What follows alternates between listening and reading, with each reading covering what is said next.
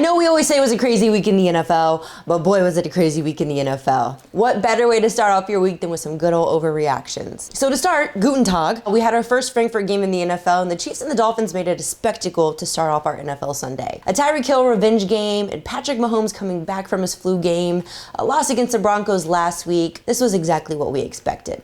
Tua only had a 61.8% completion rate, and Tyreek Hill disappointed fantasy owners this week with a season low of 12.5 points. The Chiefs' defense was locked in and only allowed 7 first downs with no touchdowns. This may have been a possible AFC Championship game, and let's be real, we saw who came out on top. Are you not entertained? We are appalled at the fact that Stroud and Baker Mayfield gave us an intense game at 1 o'clock in the afternoon, but hey, we'll take it. While the Bucs put up a huge fight, the Texans just had it all. Stroud set an NFL rookie record with 470 yards and 5 touchdowns. Plus, their running back Daria Gombuwale came in to hit their go-ahead field goal in the fourth quarter. Their running back, you can't make this stuff up.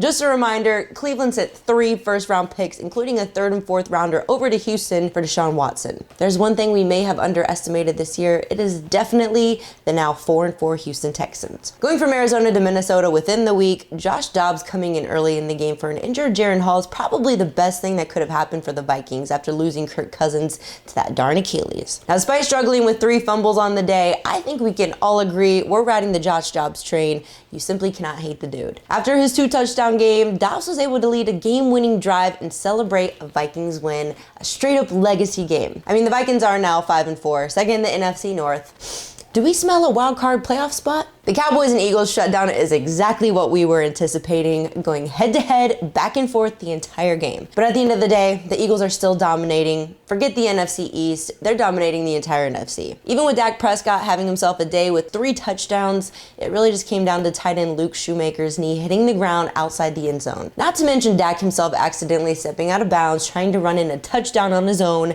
Yikes. Even with Jalen Hurts dealing with the knee injury, the Eagles are the team to beat right now. This is a huge AFC win for the Bengals. After starting off the year 1-3 before heading off on this new 4-game win streak, Joe Burrow is starting to bring this team back to life. Beating a typical AFC powerhouse like the Bills, this puts them back in those playoff conversations they deserve to be in. But seems like those superpowers of the Bills are dealing with some kryptonite.